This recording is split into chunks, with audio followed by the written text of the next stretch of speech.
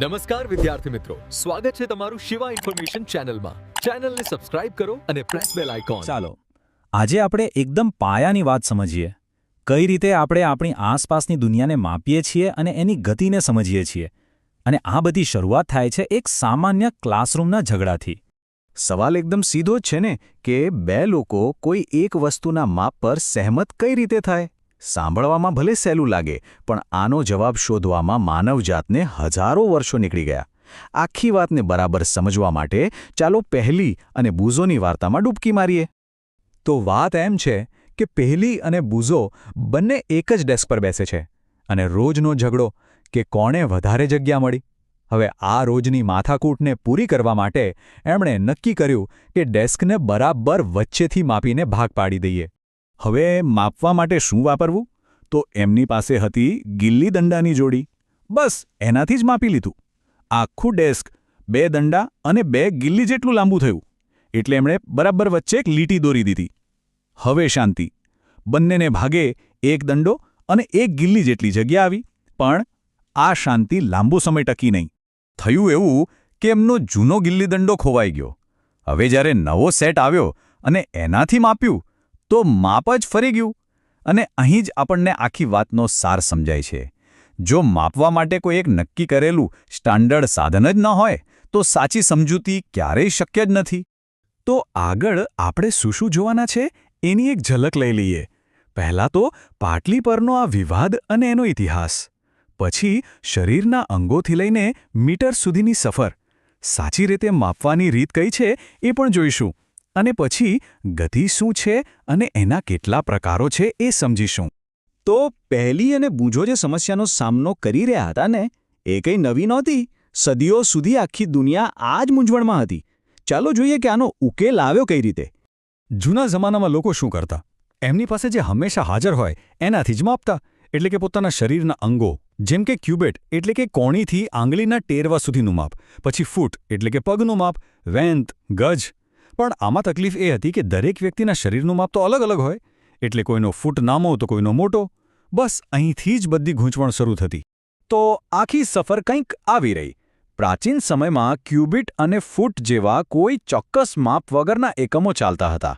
પછી 1790માં એક મોટો બદલાવ આવ્યો. ફ્રાન્સના લોકોએ મેટ્રિક સિસ્ટમ બનાવી. આ એકદમ ક્રાંતિકારી પગલું હતું. અને આખરે આજે આપણે જે આંતરરાષ્ટ્રીય સિસ્ટમ એટલે કે એસઆઈ યુનિટ્સ વાપરીએ છીએ એ અસ્તિત્વમાં આવી. તો આ એસઆઈ યુનિટ્સ એટલે કે ઇન્ટરનેશનલ સિસ્ટમ ઓફ યુનિટ્સ છે શું? સાદી ભાષામાં કહીએ તો આ માપન માટેની એક આખી દુનિયાની કોમન ભાષા છે. એટલે કે જ્યારે કોઈ કહે કે 1 મીટર, તો એનો મતલબ પેરિસમાં, ટોકિયોમાં કે પછી આપણા પોતાના ક્લાસરૂમમાં બધે જ એક સરખો જ થાય. કોઈ ગૂંચવણ નહીં. હવે લંબાઈ માપવા માટેનો જે મુખ્ય એસઆઈ એકમ છે એ છે મીટર. પણ આ સિસ્ટમની મજા એ છે કે તમે એને જરૂર પ્રમાણે નાની મોટી કરી શકો છો. જેમ કે બહુ લાંબુ અંતર માપવું હોય તો 1000 મીટર બરાબર 1 કિલોમીટર. અને નાની વસ્તુઓ માપવી હોય તો 1 મીટરના 100 ભાગ કરો એટલે સેન્ટીમીટર અને 1 સેન્ટીમીટરના 10 ભાગ કરો એટલે મિલીમીટર. એકદમ સરળ. સારું, તો હવે આપણી પાસે મીટર, સેન્ટીમીટર જેવા સ્ટેન્ડર્ડ યુનિટ્સ તો આવી ગયા. પણ વાત અહીં પૂરી નથી થતી. સાચું માપ લેવા માટે માપવાના સાધનને વાપરવાની સાચી રીત પણ આવડવી જોઈએ. ચાલો હવે એના પર એક નજર કરીએ. ચોક્કસ માપ લેવા માટેના 3 એકદમ સરળ નિયમો છે. પહેલો, તમારી માપપટ્ટીને જે વસ્તુ માપવાની છે એની લંબાઈ પર એકદમ સીધી રાખો. બીજો, જો માપપટ્ટીનો કોઈ છેડો તૂટેલો હોય તો ક્યારેય શૂન્યથી માપવાનું શરૂ ન કરો. અને ત્રીજો, જે માપ તમે વાંચી રહ્યા છો એની બરાબર ઉપર તમારી આંખ રાખો. આ 3 વાતોનું ધ્યાન રાખવું ખૂબ જરૂરી છે. હવે માની લો કે તમારી માપપટ્ટીનો 0વાળો છેડો તૂટી ગયો છે. તો શું કરશો? ગભરાવાની જરૂર નથી. તમે કોઈ પણ બીજા આખા નંબરથી માપવાનું શરૂ કરી શકો છો. જેમ કે અહીં 1.0 સેન્ટીમીટરથી. પછી વસ્તુનો બીજો છેડો જ્યાં આવે એ માપ નોંધી લો. દાખલા તરીકે 14.3 સેન્ટીમીટર. હવે બસ અંતિમ માપમાંથી શરૂઆતનું માપ બાદ કરી દો. એટલે કે 14.3માંથી 1.0 બાદ કરતા જવાબ આવશે 13.3 સેન્ટીમીટર. છે ને સિમ્પલ? અને હા, એ પણ યાદ રાખજો કે તમે ક્યાંથી જોઈ રહ્યા છો એનાથી પણ ફરક પડે છે. જો તમે માપપટ્ટીને ત્રાસી નજરે એટલે કે કોઈ ખૂણેથી જોશો તો તમને માપ ખોટું દેખાશે. આ ભૂલને લંબનભેદ ત્રુટિ કે પછી પેરેલેક્સ એરર કહેવાય છે. એટલે હંમેશા યાદ રાખવું કે જે નિશાન વાંચવાનું છે એને બરાબર ઉપરથી જ જોવું. ઓકે, તો સીધી લીટી માપવાનું તો આપણે શીખી લીધું, પણ બધી વસ્તુઓ ક્યાં સીધી હોય છે? માની લો કે કોઈ વાંકી ચૂકી વક્રરેખા માપવી હોય તો શું કરવાનું?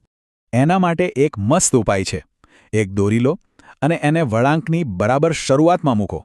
પછી ધીમે ધીમે આખી વક્રરેખા પર દોરીને પાથરતા જાઓ. જ્યાં રેખા પૂરી થાય ત્યાં દોરી પર એક નિશાન કરી દો. હવે બસ એ દોરીને ઉઠાવીને સીધી કરો અને માપપટ્ટી પર માપી લો. આ રીતે તમે કોઈ પણ વળાંકને માપી શકાય એવી સીધી લંબાઈમાં ફેરવી શકો છો. સરસ.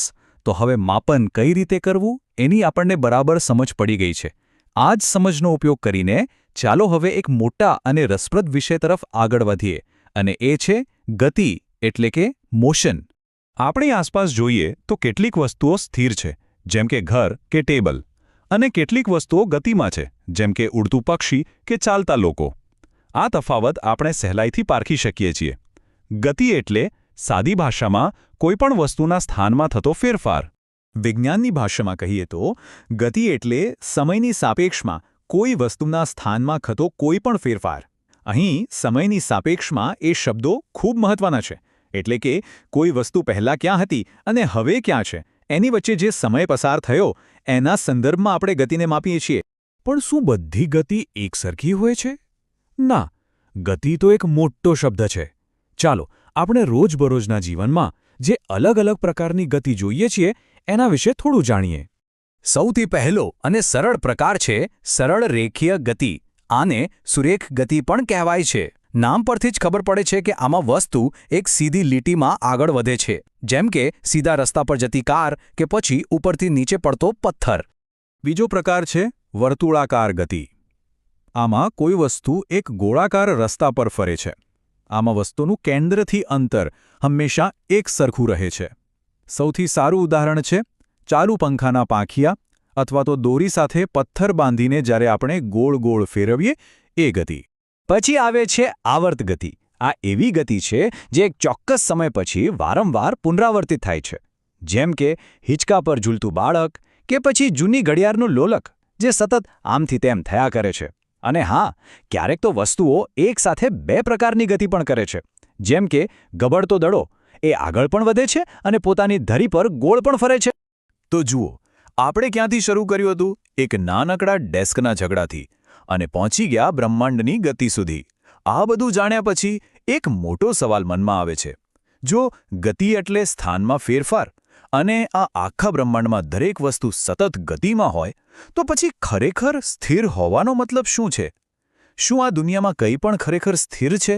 વિચારવા જેવો સવાલ છે ને?